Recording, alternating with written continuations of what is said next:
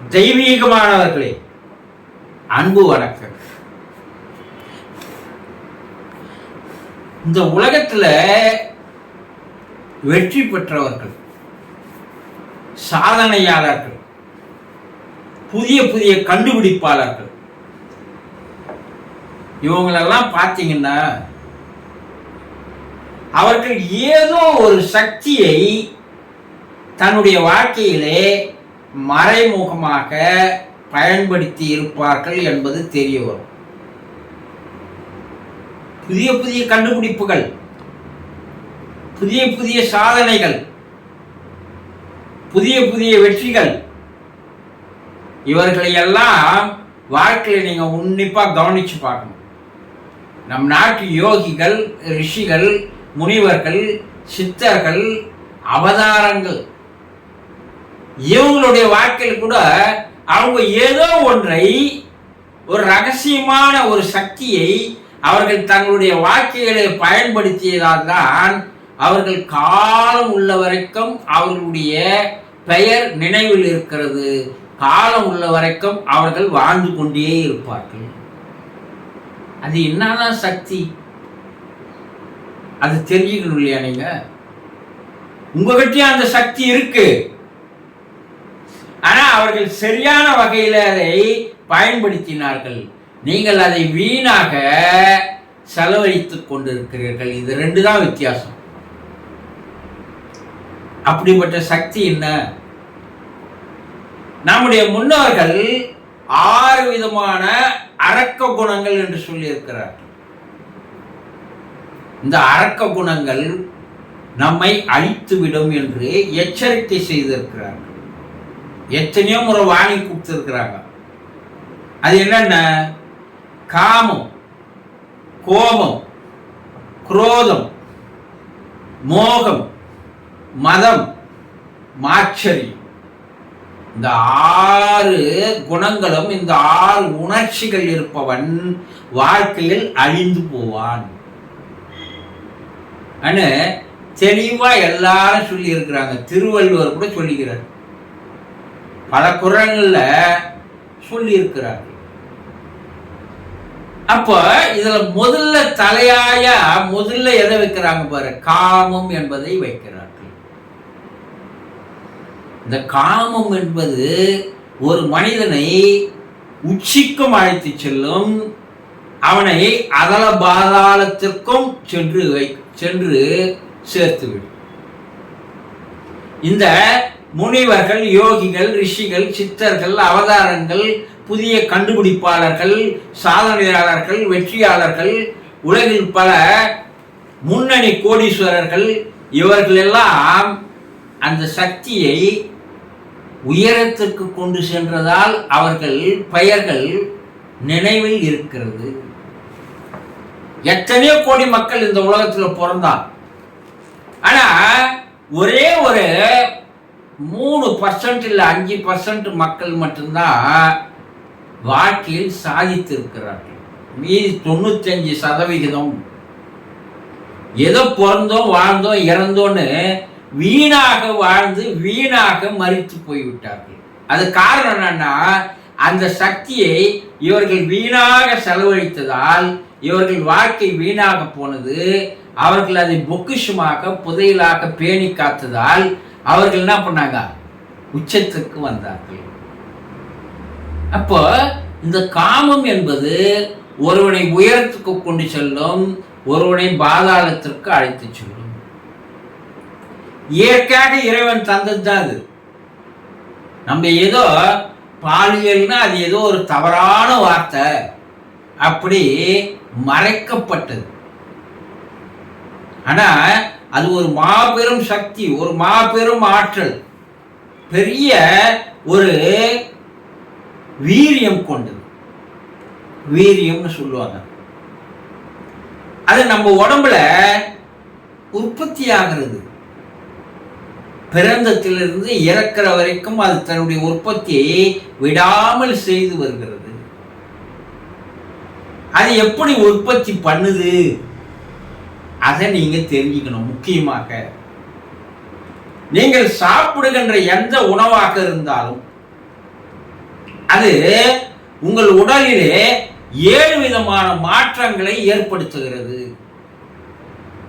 இது பல பேருக்கு தெரியறது இல்லை. நீங்க எதை ஒன்னாலும் சாப்பிடுங்க, அந்த உணவு முதல்ல ரசமாக மாறுகிறது. அந்த ரசமானது என்ன பண்ணுது? இரத்தமாக மாற்றம் அடைகிறது. அந்த இரத்தமானது கொழுப்பாக மாற்றம் அடைகிறது. அந்த கொழுப்பானது தசையாக மாற்றம் அடைகிறது. அந்த தசையானது எலும்பாக மாற்றம் அடைகிறது. அந்த எலும்புக்குள்ளே மஜ்ஜையானது உருவாக்குகிறது. அந்த மஜ்ஜையிலிருந்து 7ஆம் நிலையாக வருவதுதான் நம்முடைய உயிர் சக்தி. அதை விந்து என்று சொல்கிறார்கள். ஆணுக்கு சுக்கிலம் என்றும் பெண்ணுக்கு சுரேனிதம் என்றும் பெயர் வைத்து சித்தர்கள் அழைக்கிறார்கள். இந்த ஆணுக்கு வரக்கூடிய அந்த சக்தியானது வெண்மை நிறமாக, பெண்ணுக்கு வரக்கூடிய அந்த சக்தியானது மஞ்சள் நிறமாக மாற்றம் அடைகிறது. உலகத்திலேயே மதிப்பில்லாதது, வெளியே காசு கொடுத்தா கிடைக்காதது, ஒரு மாபெரும் புதையல், ஒரு மாபெரும் சக்தி உங்களுக்குள்ளேயே உற்பத்தி ஆகிறது. அதுதான் செக்சுவல் லிக்விட் என்று சொல்லுவார்கள். அது எங்க எப்படி உற்பத்தி ஆகுதுன்னா, 48 நாட்களுக்கு இன்று நீங்கள் சாப்பிட்ட 3 வேளை உணவானது, அந்த உணவனுடைய சாரமானது 48 நாள் ப்ராசஸ் உங்க உடம்புல நடந்து கடைசியாக ஒரு 1/4 சொட்டு விந்தாக அது உருவாக்குறது. அப்ப இந்த ஒரு சொட்டுல 1/4 சொட்டு விந்துக்கே 48 நாட்கள் நீங்கள் தொடர்ந்து உண்ண உண்ண உண்ண உண்ண கடைசியாக ஒரு துளி 2 துளி விந்தானது அதில் உருவாக்குறது. ஒரு தேனி பல ஆயிரக்கணக்கான பூக்கள்ல போய் தேடி தேடி தேடி தேடி கடைசியா ஒரு சொட்டு தேன் எடுத்துன்னு வருமா. அது போல நீங்கள் பல நாட்கள் சாப்பிட்ட உணவினுடைய சாரமானது, சக்தியானது உங்களுக்கு ஒரு சொட்டு 2 சொட்டாக துளியாக மாற்றம் அடைகிறது. அது எங்க வந்து சேருது? 18-20 வயது வரைக்கும் அந்த சக்தியானது மேல் நோக்கி வருகின்ற வகையிலே இறைநிலையானது இறைவனானவன் அதை வைத்திருக்கிறான். அது கீழே இறங்குது. ஆனா எப்ப அது இறங்குதுன்னா 18 வயது வரைக்கும் அந்த விந்தானது தலை உச்சியில் தான் சேமிக்கப்படுகிறது. தலை உச்சியில் சேமிக்கப்படும் அந்த விந்தானது உடல் முழுவதும் கால் பாதங்கள் வரை அது பரவி உடலுக்கு நல்ல வலிமையும் ஆரோக்கியத்தையும் வனப்பையும் பொலிவையும் தருகிறது. எல்லா அங்கங்களுக்கும் அந்த ஜீவகாந்த சக்தியானது, உயிர் சக்தியானது, அந்த ஜீவ மின்சாரமானது கீழே எல்லாம் வந்தாதான் நீ பார்ப்பதற்கு இளமையாக, வலிமையாக, வளமாக, தேஜஸாக, கவர்ச்சியாக, வனப்பாக இருக்கிற.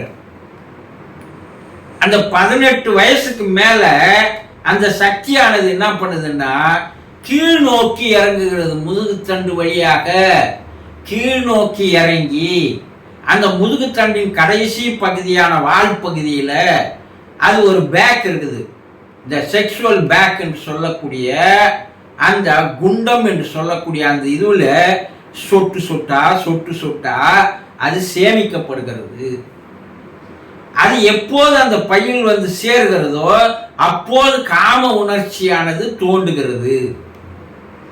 இந்த உணர்ச்சி வேகம் எடுக்க வேகம் எடுக்க அது என்ன ஆகுது? உடற் சேர்க்கையின் மூலமாக வீணாக வெளியே போய்விடுகிறது. ஒரு உடற் சேர்க்கையில 10 - 12 சொட்டு விந்தானது வெளியே போகிறது என்று விஞ்ஞானிகள் கூறுகிறார்கள். அந்த 10-12 சொட்டானது 10 குறைஞ்சது 1 வருடம் நீங்கள் சாப்பிட்ட அந்த உணவினுடைய சாரமானது ஒரு சேர்க்கையில் போய்விடுகிறது. இந்த பேட்டரி என்ன ஆயிடுச்சு, லோ ஆயிடுச்சு. 18 வயசு வரைக்கும் தலை உச்சியில் இருந்தது மூளைக்கு செல்வதால் மூளையினுடைய நியூரான்கள், அணுக்கள், நரம்புகள் எல்லாம் வேகம் எடுத்து நல்ல சிந்தனை, நல்ல கற்பனை, நல்ல நினைவாற்றல், நல்ல அறிவு கூர்மை, அப்சர்வேஷன் பவர், ஆளுமை திறன் எல்லாம் இருந்தது. இதுதான் சித்தர்கள் யோசனை பண்ணி பார்த்தான். ஏண்டா அந்த மாபெரும் சக்தி அது உடலினுடைய தங்கம் என்று சொல்கிறார்கள். த கோல்டு, பாடி கோல்டு. அந்த தங்கத்தை, அந்த விந்துவை மறுபடியும் மேல் நோக்கி கொண்டு வருவதற்கு ஒரு பயிற்சியை செய்தார்கள். அதை ஊர்த்துவரகா என்று சொல்லுவார்கள். மேல் நோக்கி அந்த சக்தியை கொண்டு வருவது, மறுபடியும் தலை உச்சியில் வைப்பது. அந்த தலை உச்சியில் வந்து சேர்ந்த அந்த அமிர்தமானது மூளைக்கு மறுபடியும் செல்லும். அப்ப மூளையானது எந்த அளவுக்கு நீங்கள் அதை தரையில் வைக்கிறீர்களோ அந்த அளவுக்கு மூளையினுடைய வேகமானது, ஆற்றலானது மிக வேகமாக செயல்படும். நீங்கள் தான் அறிவாளிகளாக, பேரறிஞர்களாக, மேதைகளாக, விஞ்ஞானிகளாக, மெஞ்ஞானிகளாக மாற்றம் பெறுகிறீர்கள் என்று இன்றைய விஞ்ஞானமும் கூறுகிறது. அன்றைய மெஞ்ஞான சித்தர்களும் அதை எடுத்து கூறினார்கள். ஆனா அதை நீங்க என்ன பண்றீங்க, டெய்லி கழிநீர் தண்ணியில் கொட்டுற மாதிரி, சாக்கடையில் இறக்குற மாதிரி தினந்தோறும் அந்த உடல் இன்பத்திற்காக ஈடுபட்டு ஈடுபட்டு ஈடுபட்டு அது சுரந்து கொண்டே இருப்பதால் உடம்புல ஏற்கனவே தேக்கத்தில் இருக்கின்ற அந்த ஜீவகாந்த சக்தியானது எல்லா உறுப்புகள், மூளையிலிருந்து கூட அது இறக்கப்பட்டு உடல் அங்கங்களில் இருப்பது, ரத்தத்தில் இருப்பதெல்லாம் மறுபடியும் போய் இந்த சேஃப்டி லாக்கர்ல இருந்தது இப்போ என்ன ஆகுது, அது நீங்க என்ன வித்ட்ரா பண்ண பண்ண பண்ண பண்ண பேங்க் பேலன்ஸ் நில் என்ற கணக்கு வரும்போது இருக்கிற அந்த சத்து வெளியேறி போச்சுன்னா சத்து போயிடுச்சு என்று சொல்லக்கூடிய செத்து போயிட்டான் என்ற வார்த்தையை சொல்கிறார்கள். அப்போ அந்த மகா சக்தி, மாபெரும் சக்தி, மாபெரும் ஆற்றல், அணுகுண்டுக்கு சமமான அந்த சக்தியை நீங்கள் அறிவுக்கு பயன்படுத்துகிறீர்கள். அது ஏதோ வாரிசுகளை உருவாக்குவதற்காக தான் இறைவன் கொடுத்தான். ஆனா அது ஒரு லிமிட்டோட நிறுத்திக்கின்னு அதை மறுபடியும் தன்னை உயர்த்தி கொள்வதற்காக, நீங்கள் ஒரு புது மனிதனாக பிறப்பெடுப்பதற்காக, நீங்கள் ஒரு அவதாரமாக, நீங்கள் ஒரு ஞானியாக, மெஞ்ஞானியாக, விஞ்ஞானியாக மாறுவதற்கு அதுதான் பயன்படுகிறது என்பதை காலங்காலமாக யோகிகள், ரிஷிகள் கண்டுபிடித்து அதை கூறினார்கள்.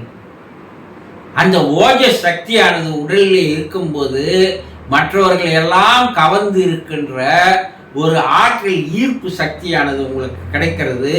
முகத்திலே ஒரு ஒளிவட்டம் உருவாகிறது, கண்களிலே ஒரு கூர்மை கிடைக்கிறது.